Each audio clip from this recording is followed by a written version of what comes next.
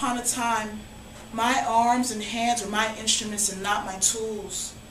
But before that, I played the viola, a shiny one too, all polished and light as it bridged the gap between my hands and my chin.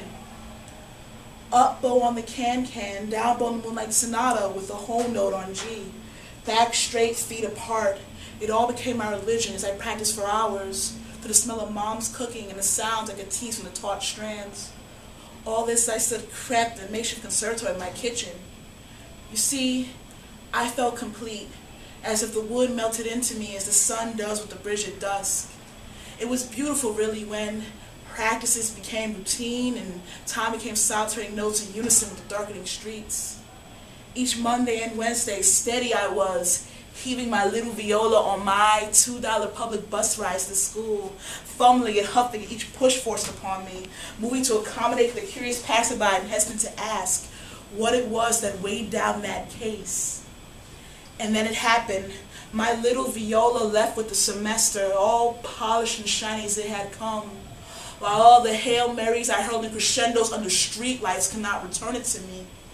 That semester, my vitals fell faster than Wall Street and harder than Sodom, leaving me with only a cardboard cutout of myself to contrast against the unreal. But I found a substitute, though. Not in wood, not in music, but in my own arms. The scores written in mud upon my sneakers like graffiti, and I played.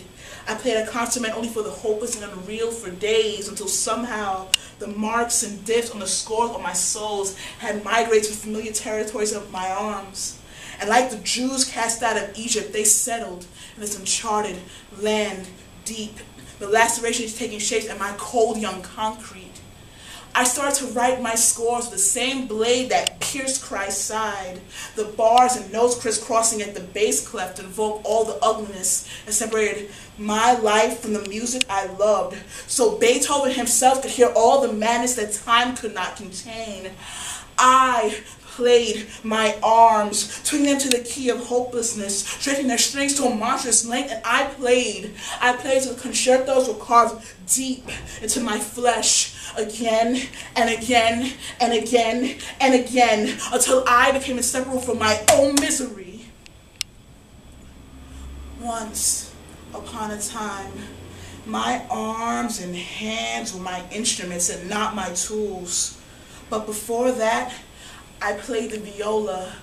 I still have the scars from the lessons I've killed in me.